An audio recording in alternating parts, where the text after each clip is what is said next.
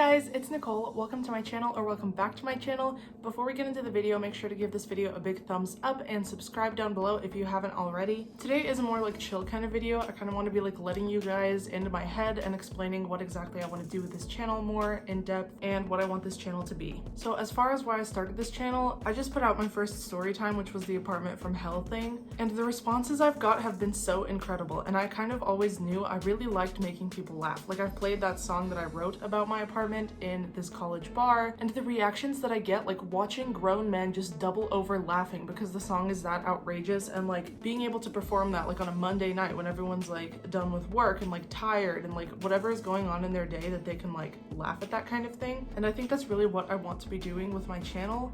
I really want to make people laugh. It's honestly an addictive feeling when I get all the nice messages that I've received about that story and like how people would watch it and would like stop breathing. They were laughing so hard. Another reason I wanted to start this channel and start making different kinds of content is because I believe when I'm coming up with ideas for videos to do, like I'm going to be doing a 30-day vegan challenge here soon, and I think a really large motivating factor for me to actually see it all the way through would be that I am committing to putting it out on the internet in a video at a specific time, and I would know that I like can't mess up. I mean, we'll see how it goes when it actually happens, but or just stepping out of my comfort zone and doing like fun challenges or things I would normally be doing or find the time for, all in the name of like being able to film it and put it up and like commit to that kind of posting schedule. I think I will just be holding myself more accountable to do things that I would normally do, and I just think that could be a great opportunity for me as a person and not just as someone posting content. And I also really like the idea of just creating videographic memories to look back on. Like, as I said in previous videos, I used to blog on Polyvore, and that's great and I love having my old writing, but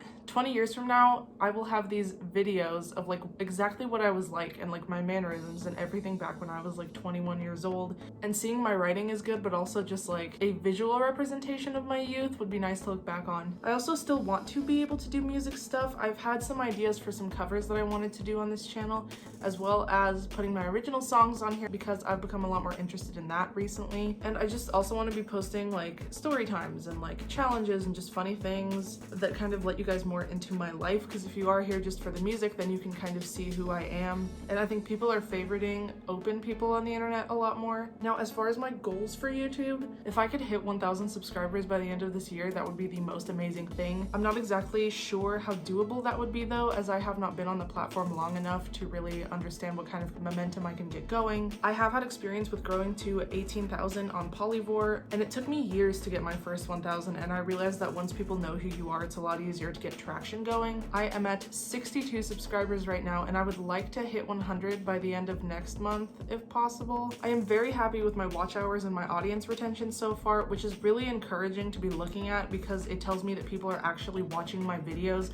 and watching most of the way through. It's just I need to get those people to actually hit the subscribe button. I'm not gonna lie and say a big goal of mine isn't to become monetized. With everything going on in the world right now and me being a music major and graduating into this kind of economic situation in less than a year, it's very daunting. And I really notice the power of the internet right now in moving your work online and being able to connect with people online. I don't have these like huge outrageous goals of becoming this huge YouTuber with millions of subscribers and like being known around the world. To be honest, I never saw myself starting a YouTube channel in this way. I've always really liked watching YouTube videos, but never saw myself as doing them until this pandemic hit and I became very lonely and realized that talking to a camera genuinely feels like I'm talking to friends, which I am. Like, everyone on the other side of this camera who's subscribed and watching my videos regularly, like I view as a friend. But yeah, I just felt really lonely and realized how good it felt to connect with people online through a video format. And I also believe that the future will hold good things for people who can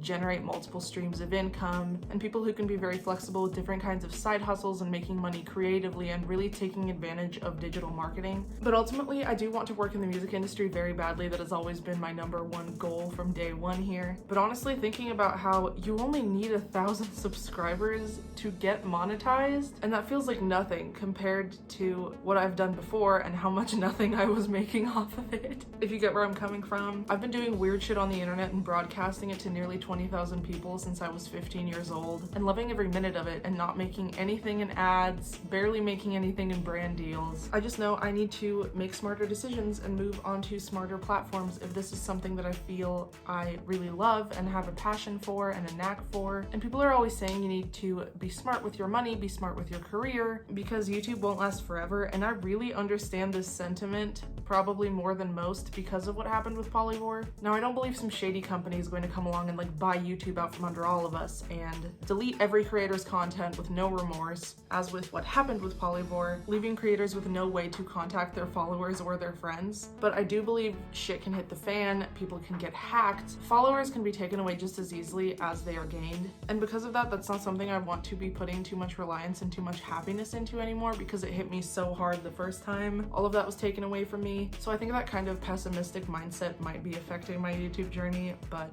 I don't know, it's just how it is. Maybe I'll make smarter decisions. And I'm already keeping backups of all of my videos on flash drives. I'll need to buy an external hard drive soon so that I have not 15 flash drives full of videos, but I think it will lead me to make smarter decisions in the long run as far as with my content that I'm creating and like not being naive about things possibly going wrong. But yeah, I just want to keep doing fun things online and see where it takes me. And digital marketing and SEO and the amount of like in-depth analytics that YouTube offers you is so fun to me. And Polyvore had some, but they didn't have near as much as YouTube offers people to look at. And I just hope I can make people laugh. The responses I've gotten so far have been so nice. And I think I kind of came onto YouTube with this like preconceived idea that there's a lot of hate in this community, which there is. Like I see other YouTubers getting like just really mean comments that pick apart every single insecurity that you could possibly have and like going into detail on like why they think you're ugly or like awful. And luckily I haven't experienced that yet,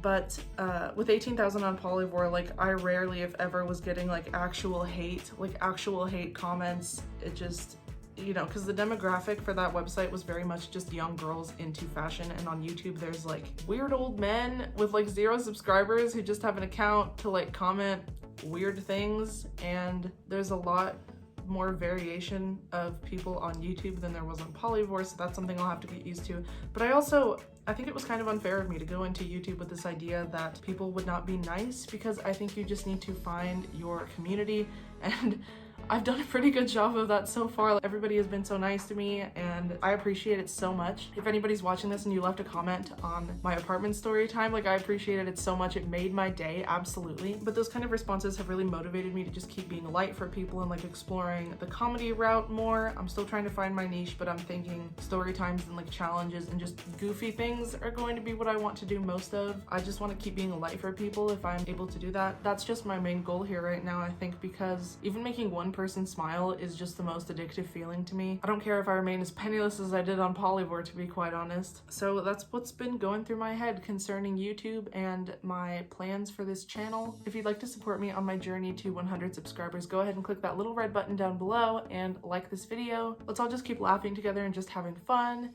And I think that's it. I hope you guys have an amazing day. Bye.